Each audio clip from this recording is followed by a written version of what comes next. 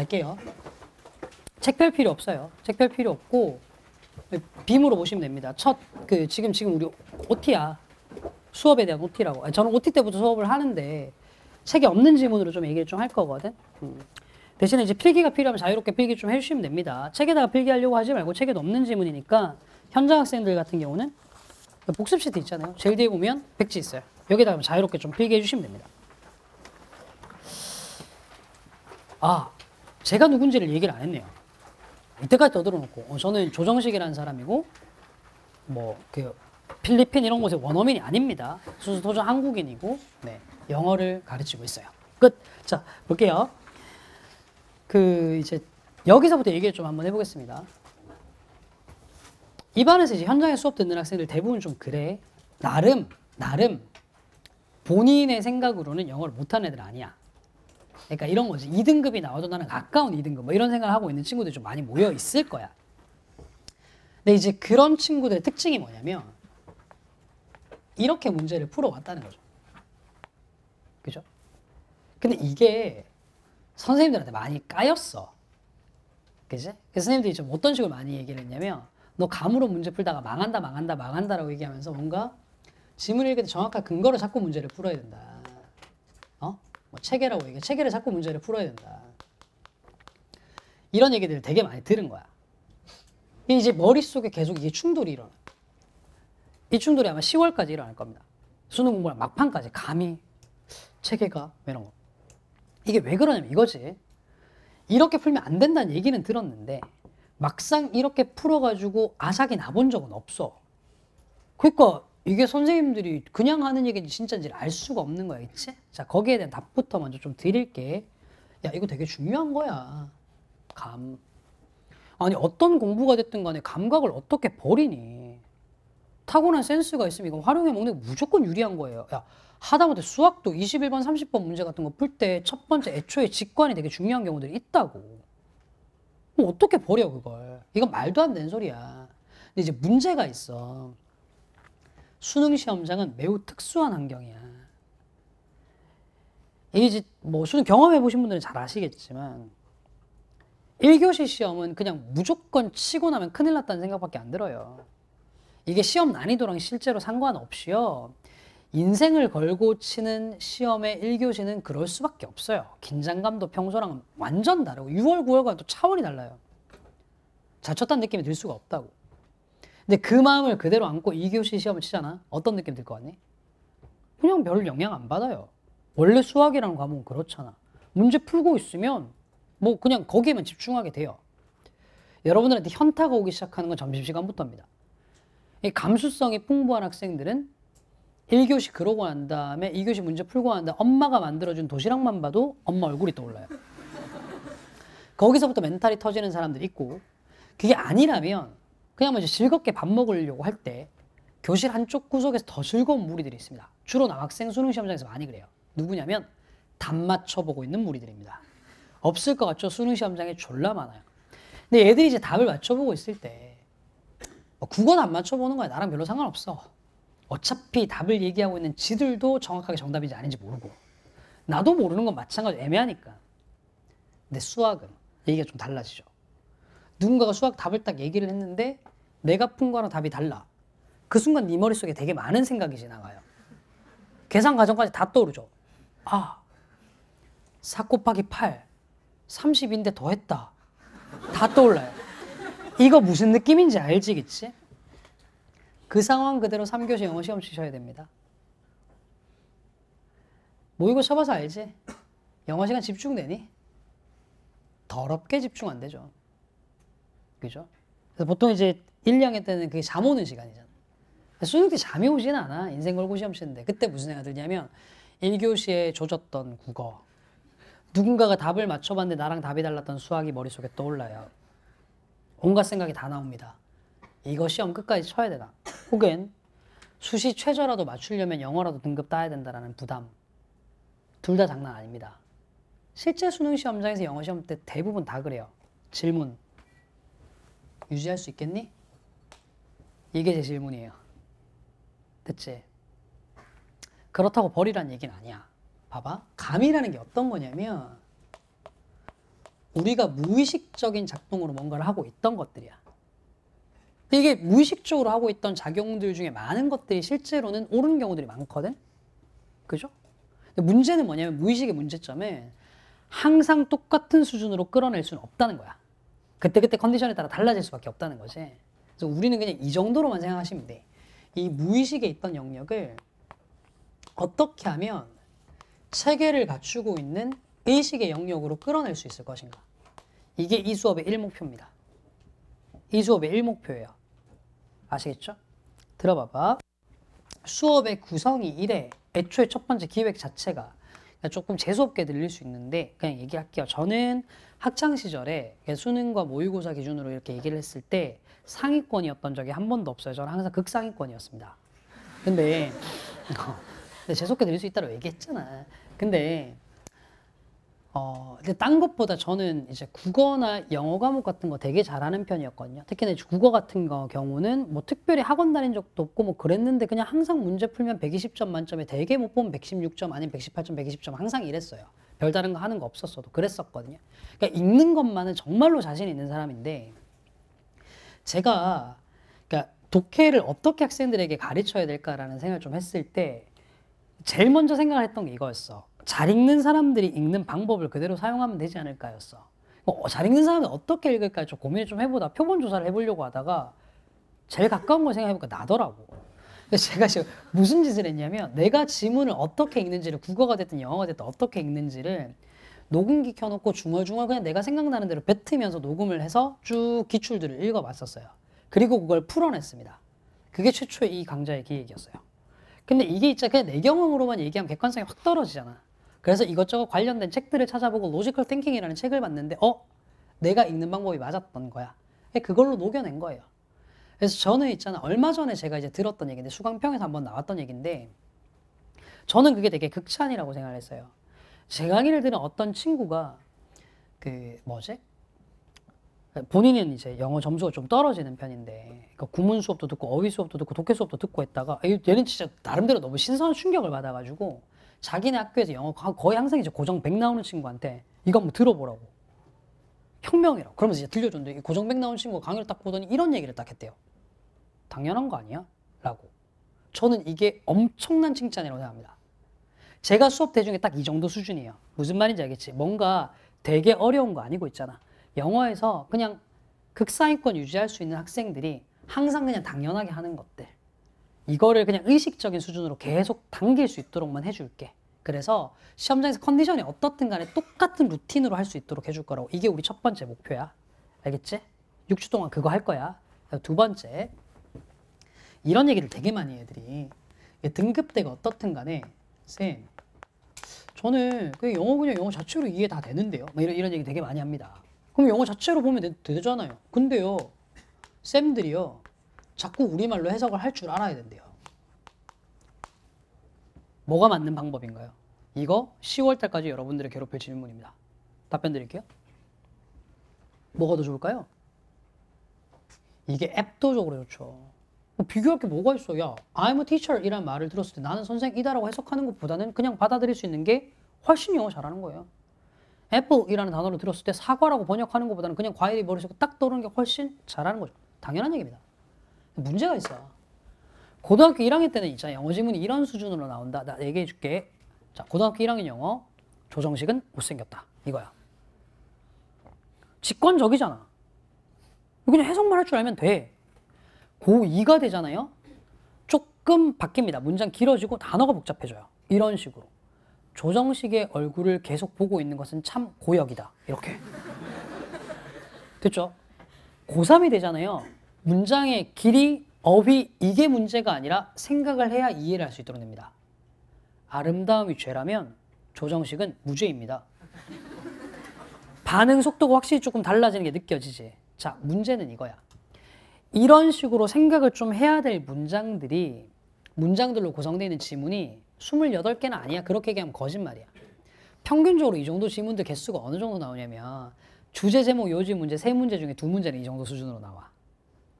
수능을 쳐본 사람이 이게 무슨 말인지 알 거야. 빈칸 문제 중에 2문제는 이 정도 수준으로 나와. 41, 2번 장문 독해 한 문제는 무조건 이 정도 수준으로 나와. 적어도 5개 정도의 지문은 요 정도는 생각을 해야 될 문장들로 구성이 돼. 질문. 너 생각 우리말로 하니 영어로 하니?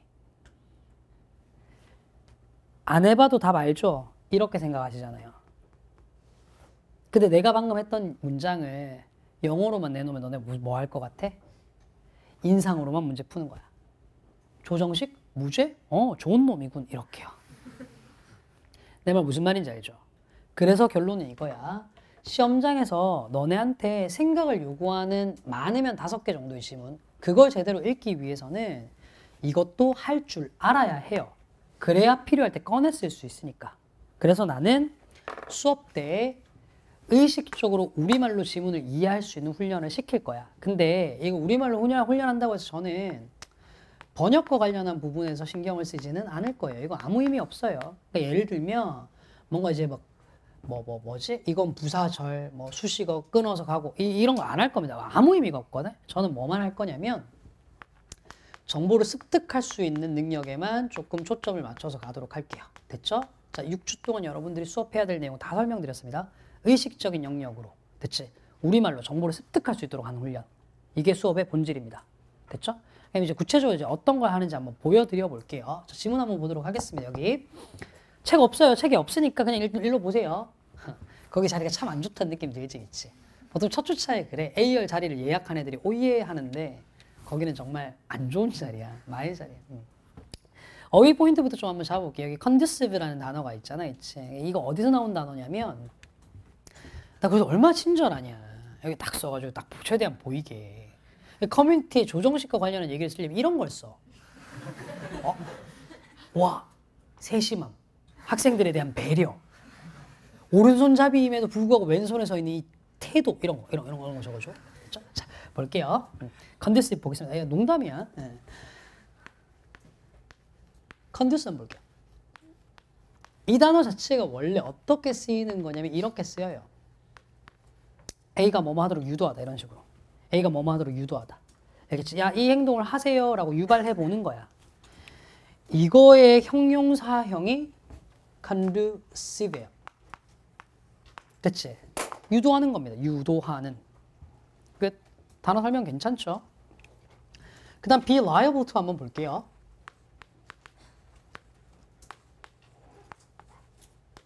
이거 무슨 뜻이냐면 be liable to 뭐뭐 하기 쉽다라는 뜻이에요. 뭐뭐 하기 쉽다. 근데 이게 뭐 이런 거 있잖아. 그냥 영어는 공부하기 쉬운 과목이 할 때 그 쉽다가의 문제가 아니고 뭐 이런 거 있잖아. 너 그따위로 공부하면 수능 망치기 쉽다. 딱 이 정도. 뭐하기 십상이 달 때 그 쉽다의 느낌이야. 뭐하기 십상이 달 때 그 쉽다. 됐죠? 아, 십상이 달고 쉽다 할 때 그 단어가 글자 같진 않아. 또 내가 또 무식하다고 얘기하시면 안 됩니다. 자, 그 다음에 저기 마지막으로 be supposed to라는 표현이 있는데요. 요거 이렇게 이해해 주시면 돼. 약한 의무의 표현. 약한 의무의 표현. 그냥 뭐뭐 해야만 한다라고 하기에는 좀 너무 세고 그냥 이 정도. 뭐뭐 하기로 되어 있다. 이 정도. 내 말 무슨 말인지 안 하면 뭐 때려 죽여 이런 거 아닌데 뭐뭐 하기로 되어 있어. 이 정도의 표현. 됐죠? 약한 의무의 표현이라고 이해하시면 됩니다. 끝. 그 다음에 이제 문장을 한번 볼 텐데 저기 있는 문장부터 볼게요. few places 이거. 이건 별거 아니에요. 얘 여기 few 앞에 붙어있니 안 붙어있니? 안 붙어있지. 이때 few 무슨 뜻이야? 거의 뭐뭐 하지 않는 이라는 이거 부정의 의미다. 해석 실수하지 마시라고. 약간의 장소들 하시면 안 돼요. 근데 이런 거 부정의 의미를 가진 단어들은 어디에 있든 간에 그냥 동사 부정해 주시는 게 편합니다. 됐죠? 그래서 이 문장은 어떤 장소들도 더 많이 유도하진 않아. 이 정도로 보시는 게 제일 자연스러워요. 됐지? 어떤 장소들도 더 많이 유도하지 않아. 됐지? 그 정도 설명 끝. 자, 두 번째 문장이죠, 이거. 해석 한번 해보세요. 시작.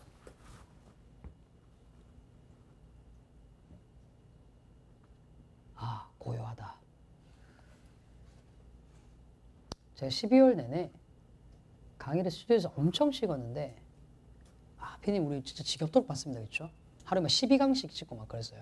옷만 계속 갈아입고 듣는 사람은 피디님밖에 없는 데서 피디님도 지치시고 막 피디님 다크서클 막 여기까지 내려오고 막 제가 죄송해가지고 초코바라도 좀 드세요 막 이러면서 찍었는데 그때 제가 되게 많이 기대했거든요. 현장에서 애들 만나면 빨리 좋겠다. 그래서 현장 애들 있는 데서 강의하면 좋겠다. 근데 어제 오늘 수업하면서 그 기대가 많이 깨졌어요. 스튜디오랑 별로 다를 게 없구나. 자, 가볼게요. 여러분들 이렇게 해석하십니다. 마음은 적절하게 생각하길 꺼려합니다.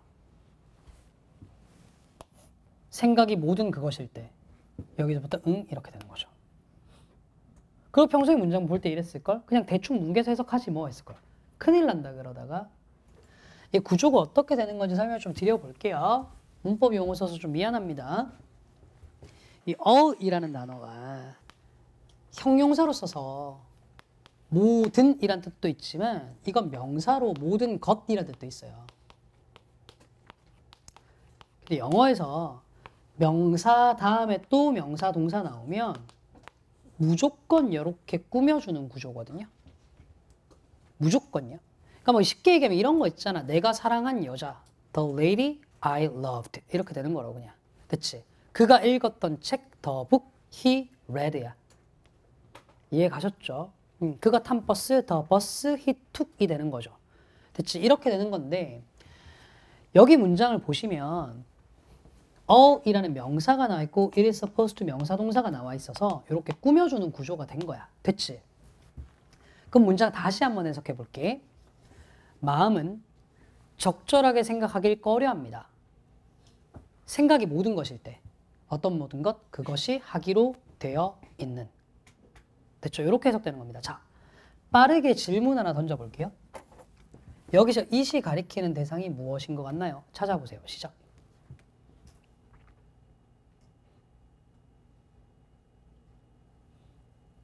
뭐야?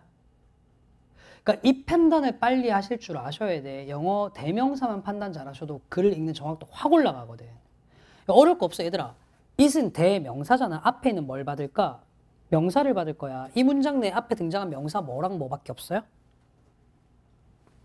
mind 아니면 thinking밖에 없잖아. 뭘 넣어야 자랑스럽니? 여기 thinking 넣었을 때 말이 돼? 생각이 모든 것일 때 생각이 하기로 되어 있는. 이게 말이 되니? mind일 수밖에 없죠. 그냥 mind를 대신하고 있는 겁니다. 판단할 줄 아셔야 돼요. 됐죠? 자, 오케이. 이거 왜 했냐면 지문 읽기 위해서요. 최소한 이제 지문에서 모르는 단어나 구문은 없어야 처리할 수 있기 때문에. 자, 지금부터 지문을 볼 건데 지문 보기 전에 저랑 같이 이제 글을 볼 때 태도 두 가지만 좀 잡고 갑시다. 태도 두 가지만 잡고 갑시다. 알겠죠? 자, 첫 번째 얘기입니다. 글이라는 건요, 얘들아. 아무 의미 없는 문장 간의 결합이 아니야. 예를 들면 이런 거 있지. 조정식은 메가스터디 소속 강사야. 딸기는 졸라 맛있는 과일이야. 너는 이게 하나의 완결된 글로 보이니? 이렇게 글 쓰고 있는 거 우리 단이도 그렇게 글 안 써요. 아, 단이 우리 아들입니다. 34개월이에요. 이렇게 글 안 써요. 누가 글을 그렇게 써? 이건 글이 아니야. 글은 유기적으로 문장이 결합돼야 돼. 이게 첫 번째 얘기야. 자, 두 번째 얘기 한번 해볼게. 제 대학 때 얘기를 한번 해볼게요. 아, 법대 삼식이 뭐 그 얘기 아닙니다. 제가 법대를 나왔어요. 법대를 나왔는데 1학년 때 제가 뭣도 모르고 법철학이라는 과목을 수강 신청을 했어요. 관련된 얘기입니다. 이게 사실 4학년들이 듣는 과목이었던 거야. 근데 제가 이제 1학년 1학기 때 처음으로 이걸 수강 신청을 한 거죠. 그러니까 뭐냐면 그냥 나댄 겁니다. 철학이라는 이름 딱 붙어 있는 거 좀 있어 보이는 혼자서 지랄하면서 그냥 신청한 거예요. 뭐 또 아는 것도 없는 새끼가. 내기야, 내기. 근데 이게 완전 민폐였던 게 뭐였냐면 이 과목이 조별 발표 수업이었던 거야. 근데 거기 1학년 하나가 끼어 있었으니 얼마나 폭탄이었겠니. 근데 그 다행히 이제 저를 그래도 어여삐 여겼던, 불쌍하게 여겼던 학회 선배들이 그래 너 끼워줄게 해서 같은 조에 들어가서 이제 발표를 준비를 했어요. 5월달 수업을 위한 발표를 했는데 5월달에 발표를 하는 거 이제 준비를 하는 건데 4월달 돼서 처음으로 발표 모여서 얘기를 하는데 제가 그때 크나큰 벽을 느꼈어요. 너무 내가 아는 게 없는 거야. 아, 제가 이제 그래도 그렇게 나쁘진 않은 학교를 나왔거든요. 근데 그 학교에서 나름대로 4학년까지 잔뼈 긁어서 공부를 한 친구들, 선배들이면 저는 이제 고등학교 졸업하고 들어가서 지적인 수준 차이가 굉장히 커요. 정말로 큽니다. 그러니까 뭐 내가 발표와 관련해서 뭐 토론이나 도움을 줄 수 있는 게 1도 없는 거야. 그렇다고 해서 무임승차를 할 수는 없잖아. 그래서 내가 이제 3가지를 하기로 했어. 첫 번째, 발표문, 레포트로 제출하는 거. 20페이지 좀 넘어가는 소논문. 그거는 내가 편집을 하기로 했어. 이제 간단한 작업은 아니었어요. 왜냐하면 4사람 정도가 쓴 글을 말투까지 다 맞춰가지고 가야 되니까. 그건 내가 하기로 했고, 두 번째, PPT는 내가 만들기로 했어. 그리고 세 번째로 내가 뭐 하기로 했냐면 자료 1차적인 서칭은 내가 하기로 했다고. 안 그러면 너무 미안하니까.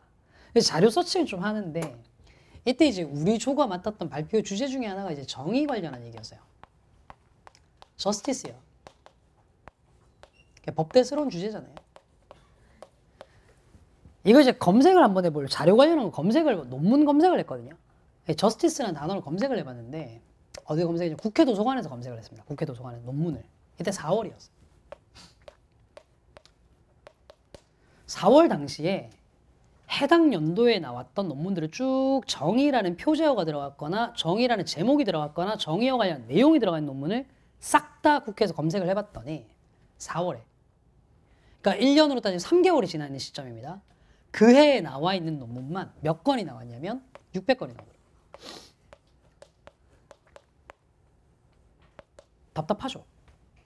어떻게 다 읽어 이걸.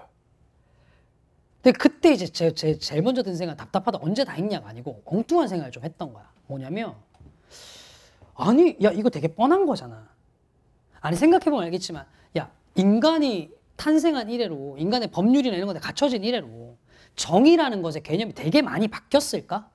크게 많이 바뀌진 않았을 거거든. 아니 뭐 고대 그리스 사회라고 해서 엄마가 돈 많다고 승마하면 대학 가고 이게 정의라고 생각하진 않았을 거 아니야. 뭐 어떤 느낌인지 알겠지, 그치? 아니 뭐 고대 중국이라고 해가지고 어디서 불법 댓글 알바하는 게 정의다 이렇게 얘기하진 않았을 거라고. 당연한 얘기겠죠, 그죠? 인간이 얘기하는 정의는 다 비슷비슷했을 거라고. 피디님 편집 아니죠? 네.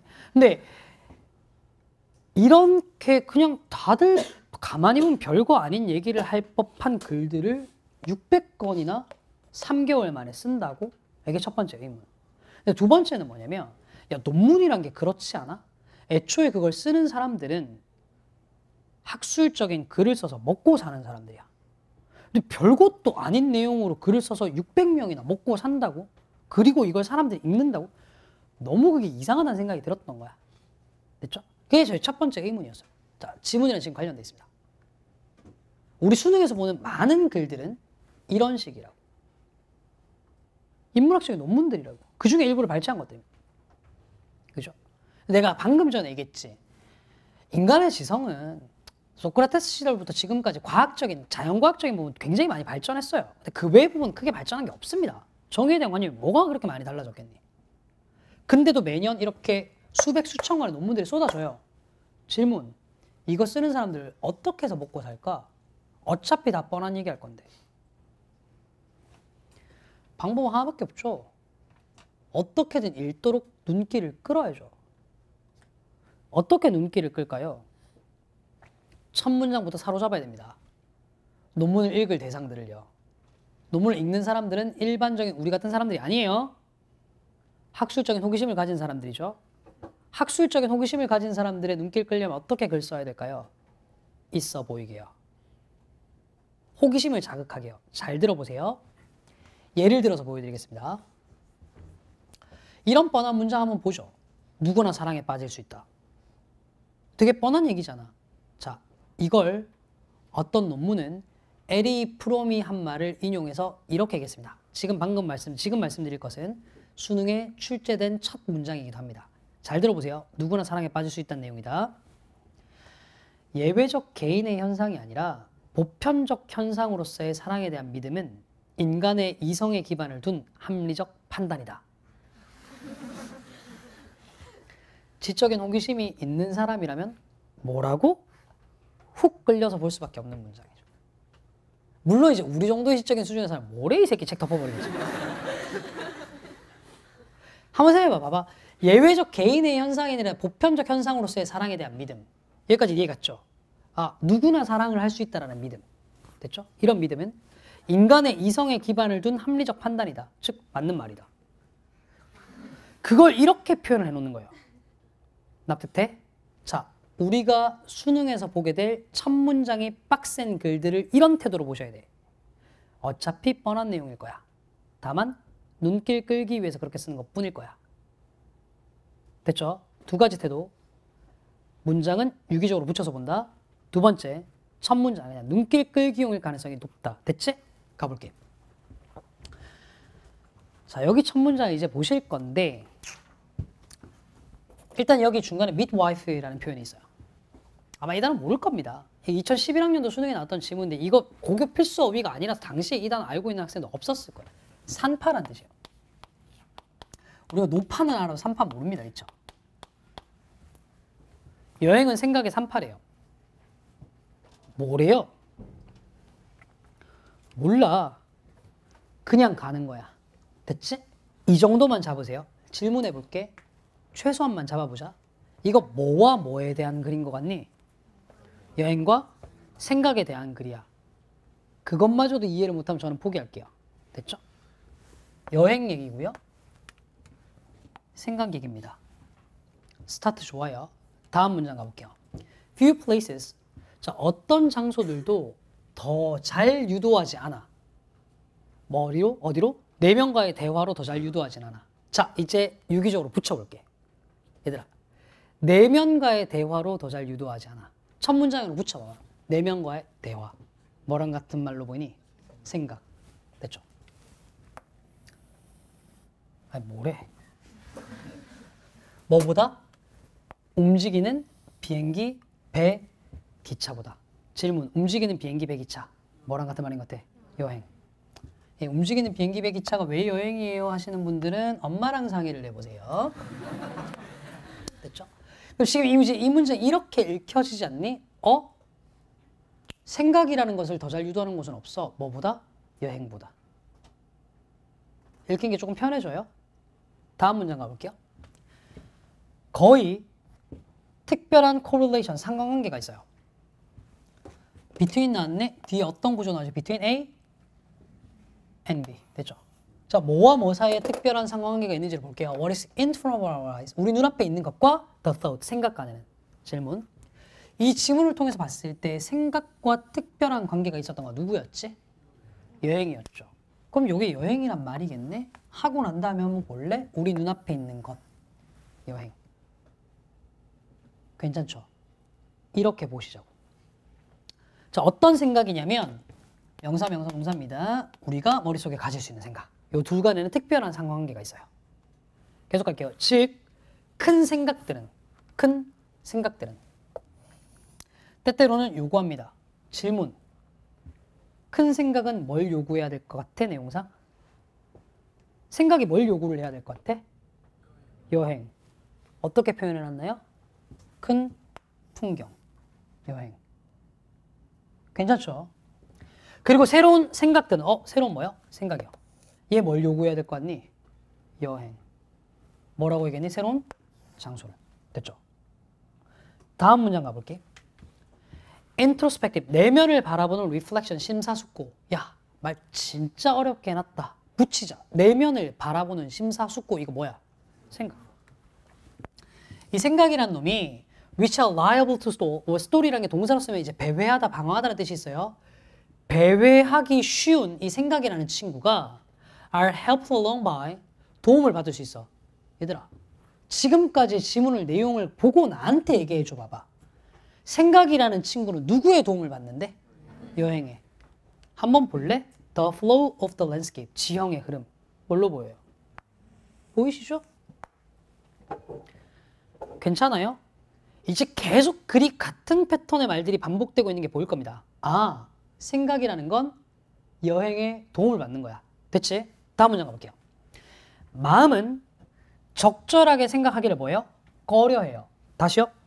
생각을 한다는 거예요? 안 한다는 얘기예요? 안 한다는 얘기야. 질문. 어떻게 해야 생각했던 건데? 여행을 해야. 그럼 어떻게 하면 생각 안 할까? 여행을 안 해야 되겠지 뭐. 이제 읽어볼게요. when 이후의 내용. 생각이 모든 것일 때 그것이 하기로 되어 있는. 다시 마음이 뭐만 해야 된다고 지금? 생각만 해야 되는 거야. 지문의 말로 붙여봐봐. 뭐가 없어요?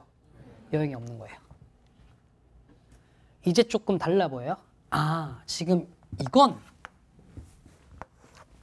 생각이 여행이 없는 상태랑 같은 말이야. 됐지? The task, 그 임무. 어떤 임무죠? 여행 없이 생각해야 되는 임무. 그 임무는 can be as paralyzing, 사람을 마비시켜요. 됐지? 뭐만큼이나? 아, 농담을 해야 된다거나 어떤 누군가의 액센트를 요구받아서 흉내내야 되는 것만큼이나 사람을 마비시키는 일이에요. 그 다음 생각은 개선됩니다. 질문, 생각 언제 개선돼요? 여행이 있을 때. 확인해 볼까요? 마음의 일부가 다른 임무들을 받았을 때, 여기서 다른 임무가 뭘까? 여행이겠지. 확인 한번 해볼까? are charged with 충전되는데 음악을 듣거나 나무의 흐름들을 쭉 따라가는 거. 뭐로 보여요 이거? 여행으로 보이죠. 첫 문장 봅니다. 여행은 생각의 산파다. 느낌 와요? 여행이 생각에 뭐 해준다는 얘기인 것 같아?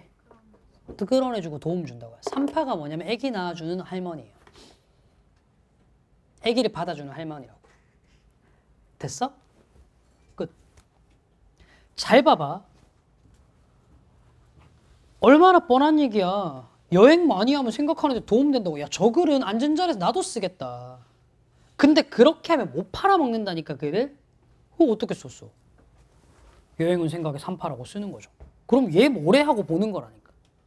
이겁니다. 이게 우리의 첫 시작이에요. 됐죠? 첫 문장 확실하게 잡고 갑시다. 잠깐 오해는 하지 마. 모든 지문이 두 갈식이라고 얘기하는 건 아니니까. 그게 미갈식이 됐든 중갈식이 됐든 양갈식이 됐든 일단 첫 시작은 첫 문장을 잘 잡는 겁니다. 그래서 필자가 굉장히 정성 들여 쓸 거니까. 자, 이 과정이 왜 필요한지를 제가 지금부터 하나 더 보여드릴게요. 문장에다가 내가 번호를 붙여볼 거야. 1번 문장이야. 2번 문장이고 3번 문장이고 문장에 번호 붙이기 제일 헷갈려. 4번 문장이 못 내기라서 그렇습니다.